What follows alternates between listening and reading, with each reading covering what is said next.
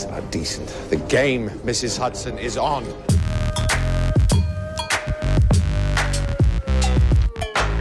It's a game, dear man, a shadowy game. What is going on, everyone? It's Sean O'Connell, the managing director here at CinemaBlend, back with another exciting roundtable conversation. So this one is all about the best adaptations of Sherlock Holmes on screen, and it was triggered a little bit by the launch of Enola Holmes. 'Tis I. And then it got into who's the better Sherlock, Robert Downey Jr. versus Benedict Cumberbatch. And so we have a lot of really strong, opinionated people on staff who love their Sherlock, and I'm getting them together for this conversation right now, starting with Mack, Rawden, Mike Reyes, and Dirk Libbey. Say hello, guys.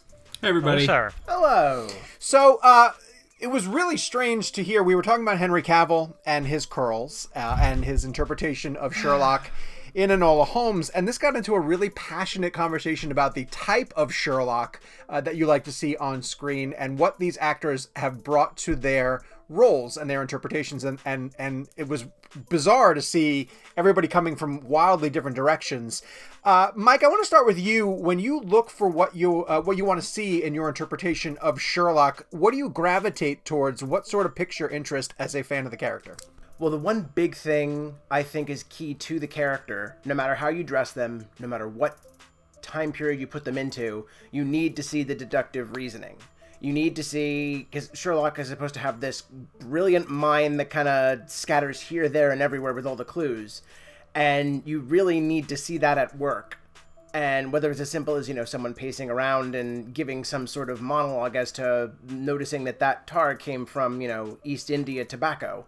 Or if it's something like more modern, sort of Stephen Moffat-esque stuff where it's basically superimposed graphics. As long as you have that through line, I think that's a key point to defining the character. Well, now we have a firm grasp of the obvious. You see those elements peppered into each of the different versions of the characters, regardless of what time period that they are put into. Benedict Cumberbatch obviously is playing a very contemporary Sherlock. Robert Downey Jr.'s version of the character is very period-based. Mack, you even have another version that you tend to love, who is also very contemporary. Does that speak to how you treat the character or view the character? Yeah, I love the show Elementary. I think that people got really excited about Sherlock, and understandably so. I think the first couple seasons, especially of Sherlock, are really strong.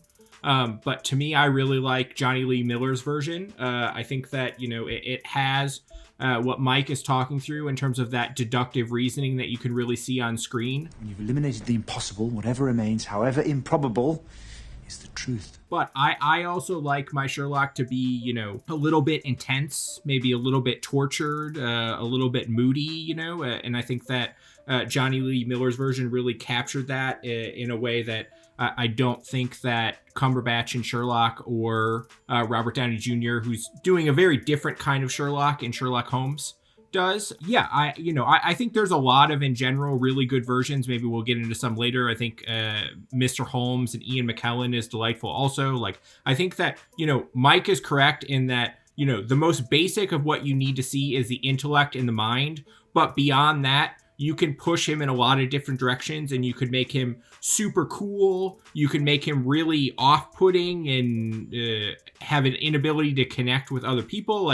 There's just a lot of fun ways you can go with the character. You might be right, might. This conversation was so intense that Dirk was actually on a paid day off and still weighed in on the Slack channel because he had strong opinions in terms of where this is going. But Dirk, your pull on Sherlock comes primarily from the books as well too. You're pretty into the history and breadth of scope of Sherlock. Is that right? Oh yeah, no, I got into Sherlock. I think I was 13 years old, and my dad handed me 2 massive volumes of all of the Conan Doyle stories. I was recovering from surgery, and it was like, here, this will keep you busy. Worse things could happen. So yeah, so I've loved the books since I was a kid, and I anytime there's a new adaptation, I'm always gonna check it out just to see how does this version approach the character, because they're all very different.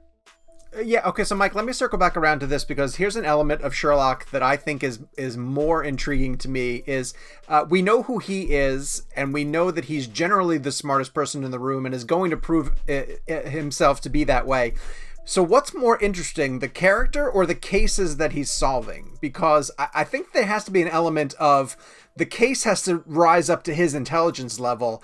And I judge a lot of these adaptations by how complicated the cases are that he needs to figure out. Oh, definitely. That's just, again, it's putting the intellect at work. But also, if you just boil down Sherlock to a sort of basic cipher as a clue decipherer, the more interesting the clues are, the more interesting of a time he's going to have trying to piece everything together. You do seem Excited. manic, I am. verging on Ecstatic. psychotic. And also, it's just great to see him come up against something or someone that provides him with the ultimate challenge. I mean, you look at all the different incarnations, and especially anything dealing with Moriarty. That's his Blofeld. That's the one guy that always sort of sticks it to him no matter what. And I think this is an interesting conversation that I want to push on a little bit here. Yes, thank you for your input. I mentioned earlier when I was discussing that I like the first couple seasons of Sherlock and sort of understated in that, or the subtext is, I don't really care for the later seasons. Part of why I don't care for the later seasons is Nobody does. that I dislike, a lot of detective shows do this, but I think Sherlock adaptations often struggle with this desire of feeling like they need to weave in Moriarty or they need to weave in things about his personal life in order to make the cases more compelling. I find Sherlock as a character to be much more compelling when it's a person of the case of the week, standalone sort of situation where he's just a detective with no connection that's brought in to solve something based on the clues in the room in front of him, and like a Columbo to kind of figure out how is he going to get there to get the ultimate right answer. It's obvious, isn't it? It's not obvious to me. I don't want to say Moriarty at times can be an interesting character, but he's certainly not my favorite, and I prefer when he's not weaved in. But Mike, you clearly kind of alluded to liking Moriarty. So where do you stand on that front? With you on that, because as any arch nemesis, it eventually gets to the point where the hero's like, I know it's you because you did this and you did that, and it's just when you have something new and exciting, or even someone mimicking it but it's not quite him, that throws them for a loop, and then it forces him to dig deeper. But when it's good, it's good, because especially in the Benedict Cumberbatch variant, I love Andrew Scott as Moriarty. He is just an absolute delight, and just sort of this overblown sort of mastermind. It's beautiful. And honey, you should see me in a crown. For me, that's Sherlock in a nutshell. Andrew Scott is great. I think Benedict Cumberbatch is a good Sherlock. I think they are much better performers than the show that they are in, generally speaking. I don't know what you're talking about. I really don't. I'm very much with Mack as far as Moriarty goes. I mean, Moriarty's in 2 Conan Doyle stories of the 60 that were written.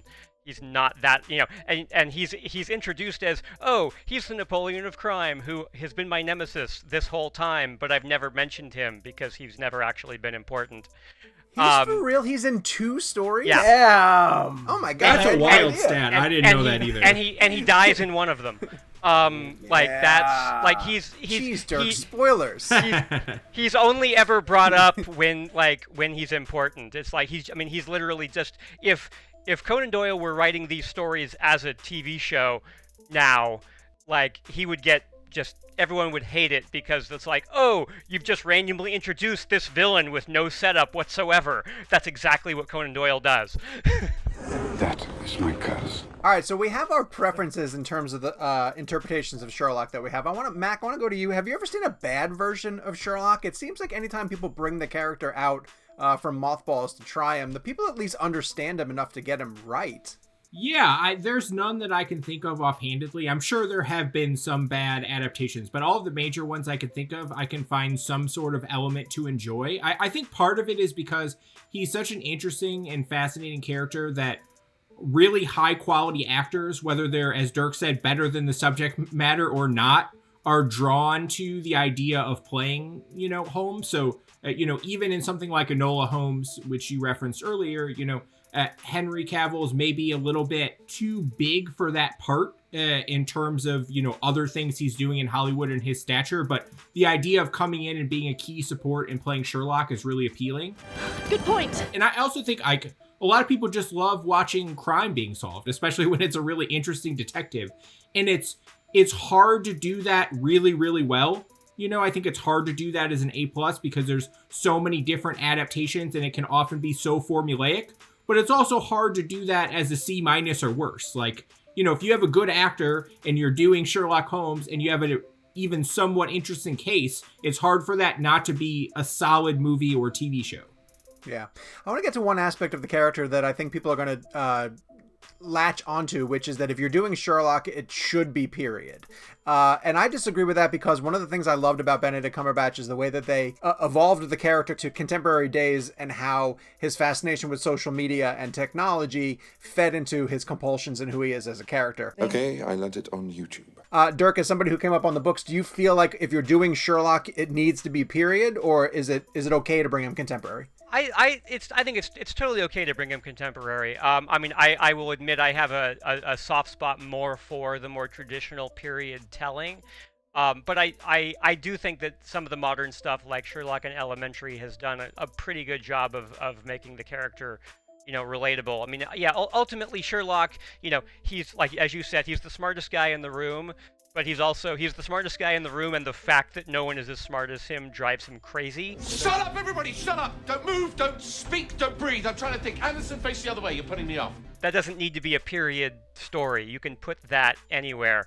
And I think, you know, the deductive skills, you know, they work in any situation. I mean, there's a lot of detective TV right now, and in past years that ultimately uses the same Sherlock formula, even if they don't give the character that name, and it all works pretty well. I mean, you know, a really smart person solving a case works in any scenario. Brainy's the new sexy. Let me throw out one critique at my boy Robert Downey Jr., and anyone can pick up this baton and run with it. His Sherlock is just Robert Downey Jr. In Sherlock clothes. So I think no argument. I'll run with that a little bit. I think one of the issues I have, and obviously everyone loves RDJ and his movies are a lot of fun and I will certainly watch them. But to me, like if you're thinking about a spectrum, right? Sherlock Holmes is obviously cool, which is part of the reason why we all like reading about him or watching him so many years later. But to me, there's an interesting question of, is he cool to the outside world or is he a weirdo? You know, and I think that as much as Robert Downey Jr. tries to lean into the weirdo elements, it's just hard for him to not be cool. Sadly, yes. That's not how I've ever seen Sherlock. I've always seen Sherlock more as someone that struggles a little bit with human connections and struggles a bit with saying the right thing. But Dirk, I'm interested as someone who's read that book, like the books, where do you put him on the spectrum in terms of cool to the outside world versus a kind of a toxic weirdo? He honestly, he kind of falls somewhere in the middle. He's definitely not cool to the outside world. You know, and his methods, because they are so unusual to the people around him, make him appear strange. You're a bloody psychopath. High-functioning sociopath. It's not that he's unable to connect to other people, he's just uninterested in it. That's well, you know, he's got his brain focused in other places, and that's why he doesn't have, you know, he doesn't have very many friends and doesn't necessarily relate to people well. It's not that he's unable to do it, it's just not worth his time. Bored. So I think, you know, I actually was shocked how much I enjoyed Robert Downey Jr.'s performance with the first Sherlock Holmes. I went into it fully expecting that it was going to be terrible because they were going to try to turn Sherlock Holmes into a summer blockbuster character. And I actually really kind of enjoyed it. I at least enjoyed, like, you know, things like the fact that Sherlock can fight. You know, the fact that he is a boxer is part of the stories. It doesn't usually come up in the stories, but it's mentioned that he has that ability. And the way that they were able to have, you know, Robert Downey Jr. use his deductive reasoning to figure out how to properly beat this dude up.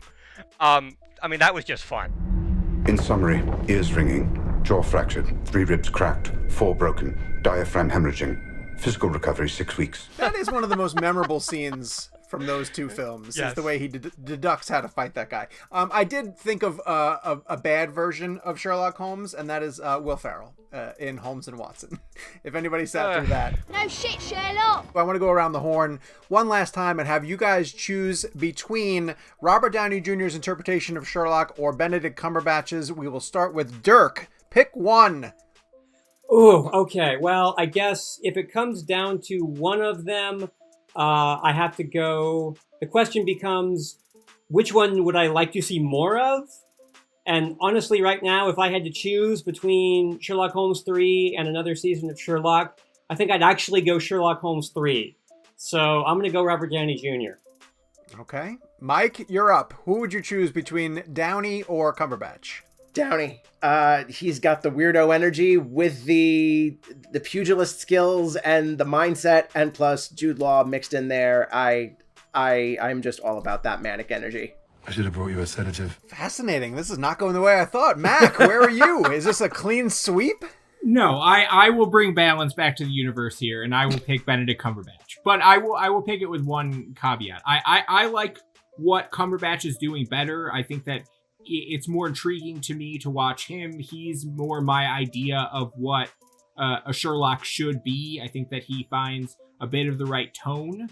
I agree with Dirk that I would rather watch Sherlock Holmes 3 than another season. But if we're talking about a specific performance and I can pull that character out, I like what Cumberbatch is doing better than RDJ, who's a little too Robert Downey Jr.-ish at times and maybe not quite enough Sherlock for me.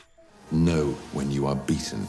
All right, so you guys now have a chance to tell us your choice in the comments down below. Whether you choose Robert Downey Jr., whether you prefer what Benedict Cumberbatch was bringing to the role. Of course, you can also weigh in with who your choice would be for all-time favorite Sherlocks. We've had some votes for Johnny Lee Miller. We talked about Sir Ian McKellen. And, of course, Sherlock Gnomes. This got triggered by the launch of Enola Holmes on Netflix as well too, which I think we all highly recommend and think you should check out on the streaming service. So head to the comments, tell us where you fall on the Sherlock debate. While you're down there, hit subscribe, turn on your notifications, and that way every single time that we post a new roundtable discussion here on CinemaBlend's YouTube page, you guys will be the first ones to hear about it. Laters.